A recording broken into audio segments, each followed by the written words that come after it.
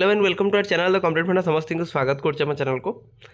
देखिपारे आपण मानकर junior teacher schematic case regarding आलोचना करवा। तो आज सकाळे मध्य आपणकर जो हाईकोर्ट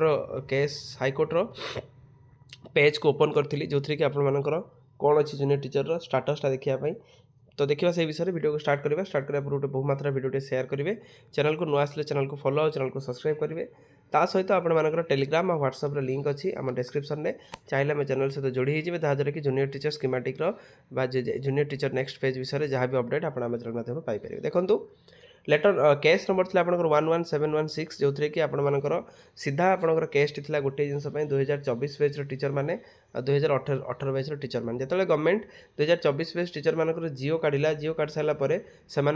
रेगुलर बोली डिक्लेयर कला किंतु 2018 बैच टीचर मैंने जो मैंने रेगुलर होते 2024 डिसेम्बर किंतु 2024 बैच टीचर मैंने जो रेगुलर हेले अक्टोबर रे तेणु अक्टोबर और डिसेम्बर भितर आपर क्लास रहा। तो अक्टोबर जो मैंने रेगुलर होती से फ्रेश थे आ डिसेम्बर जो मैंने रेगुलर होते 6 वर्ष चाकरी करते कॉन्ट्राक्चुअल पीरियड थे एज पर द से अनुसार से सीनियरिटीटा लॉस होता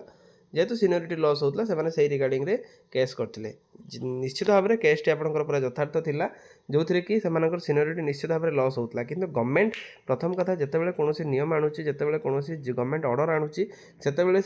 एक्नोलेजमेंट देखिए निहाती काढ़ी आम आशा रखुवा जदिव एटा गवर्नमेंट तरफ जब किसी ग्लिच होती गवर्नमेंट इंटेंशन क्लीयर था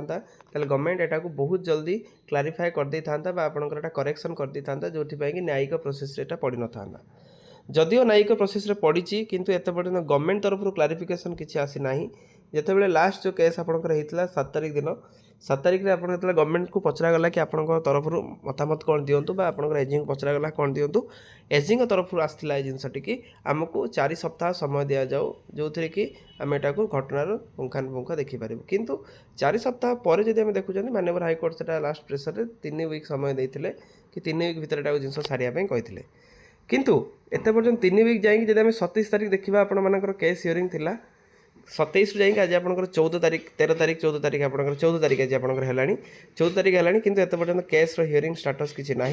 केस कौन हम न हम कौट दिगरे जाकि केस गति कर समस्ते आशा और आकांक्षार अच्छा देखिपारे ये फाइलिंग डेट जाती आपंकर हियरिंग